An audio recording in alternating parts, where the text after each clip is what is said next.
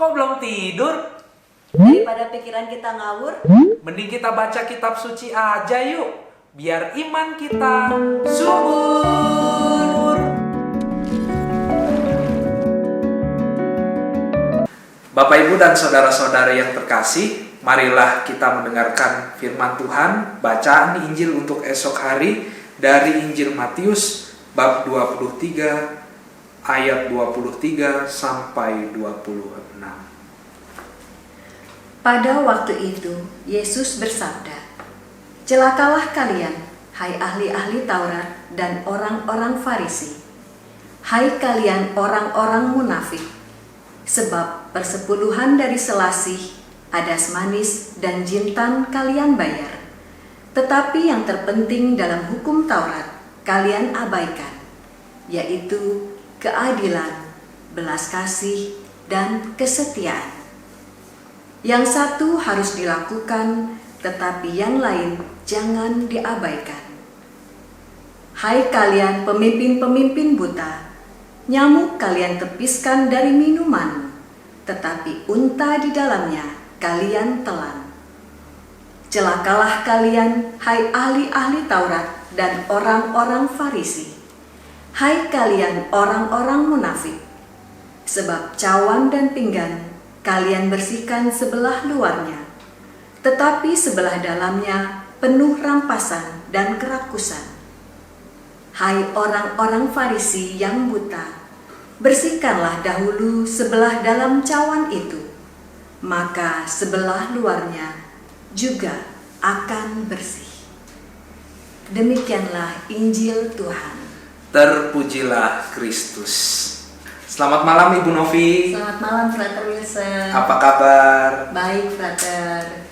Ini Frater, kalau saya perhatikan ya dari kata-katanya Yesus itu, di awal dia berkata, "Celakalah kalian." Kemudian di ayat 25 juga Yesus berkata lagi dengan keras, "Celakalah kalian." Terus di tengah-tengah juga menyebut para ahli Taurat dan orang-orang Farisi ini dengan sebutan pemimpin-pemimpin buta. Kalau saya dengar tuh kayaknya kok Yesus kok begitu marahnya gitu ya Frater, dengan ahli-ahli Taurat dan orang-orang Farisi ini. Nah kira-kira menurut Frater ini bagaimana? Kenapa Yesus begitu jengkelnya dengan mereka Frater? Iya, Pak Ibu dan saudara-saudari yang terkasih, ini cara membaca kitab suci Ibu Novi ini menarik. Karena kalau kita belajar di KPKS atau di STF, saya belajar kitab suci, itu ada namanya cara membaca retorika. Jadi kita memperhatikan pengulangan-pengulangan yang ada di teks ini.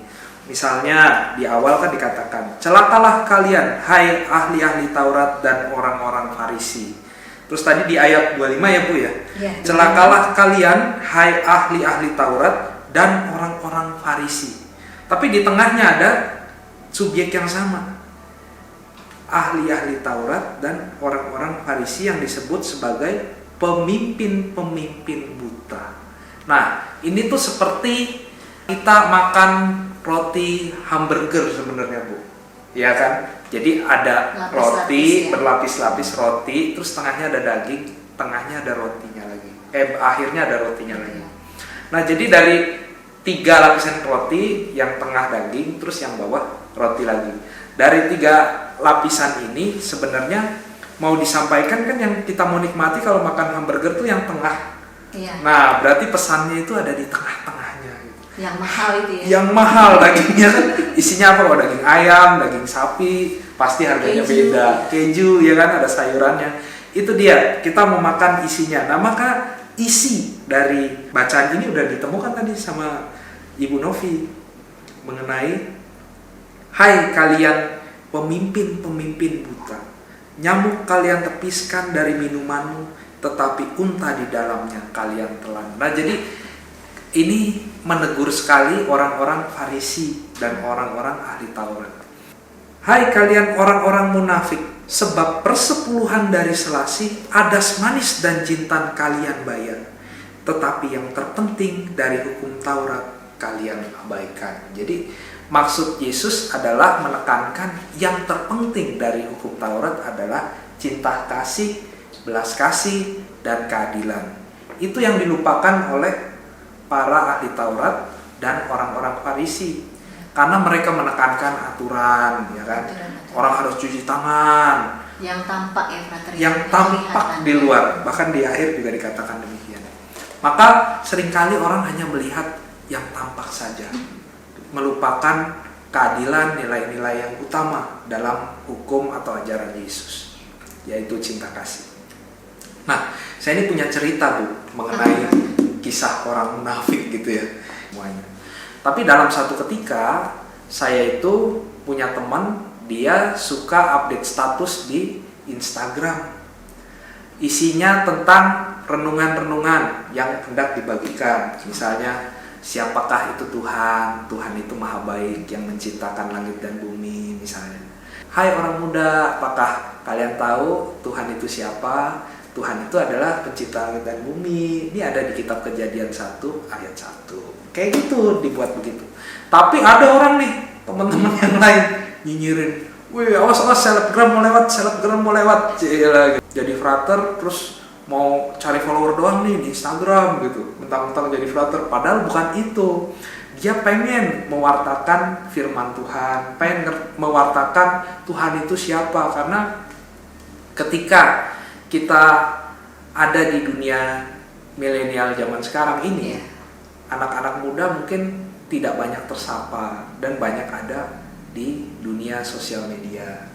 Nah, maka pewartaan di situ ya dia berusaha nih mewartakan Tuhan supaya hadir di sana. Tapi malah dinyinyirin teman-temannya. Persoalan dimanapun kita berada tuh kadang-kadang komen-komen orang, komen netizen itu ya, yang kejam, yang menjatuhkan. Tapi ketika saya bincang-bincang, sebenarnya pewartaan ini kamu lakukan ya untuk apa gitu ya? Dia bilang ya itu tadi, untuk mewartakan Tuhan di media sosial supaya anak-anak muda mengenal siapakah itu Tuhan. Karena banyak yang tanya Tuhan itu siapa, Tuhan gak ada dan sebagainya. Tapi kan udah jelas dari kecil kita diajarin kalau Tuhan itu adalah pencipta langit dan bumi gitu misalnya. Nah, dia pengen mewartakan firman Tuhan, mewartakan siapakah itu Tuhan, tapi malah dinyinyirin. Nah, pesannya adalah seringkali kita mudah untuk berkomentar terlebih dahulu. Wah, ini orang munafik gitu kan. Tapi ya kalau apa yang baik cobalah diapresiasi. Katakanlah kata-kata yang baik supaya kita semakin maju dalam beriman, bertumbuh satu sama lain, dan masing-masing dari kata-kata kita keluar berkat yang menjadi pertumbuhan iman sahabat-sahabat kita, pertumbuhan iman untuk orang-orang di lingkungan, pertumbuhan orang-orang di komunitas kita. Itulah yang Tuhan mau, yaitu mewartakan cinta kasih dalam hidup kita.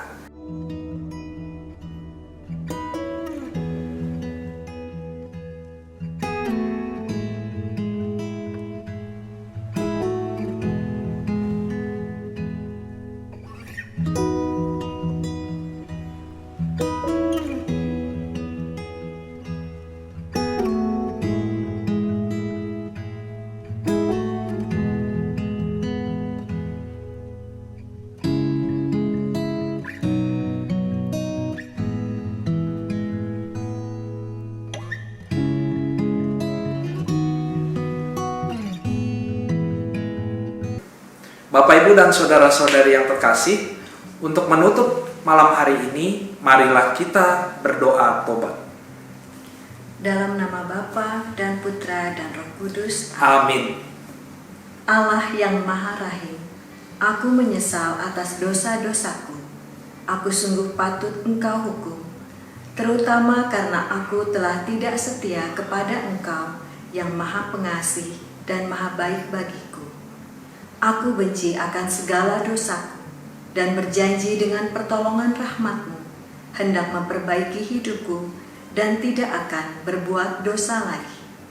Allah yang Maha Murah, ampunilah aku orang berdosa. Amin. Semoga Allah yang Maha Kuasa memberkati kita, melindungi kita dari yang jahat, dan menghantar kita ke hidup yang kekal. Amin. Dalam nama Bapa dan Putra dan Roh Kudus. Amin. Selamat tidur.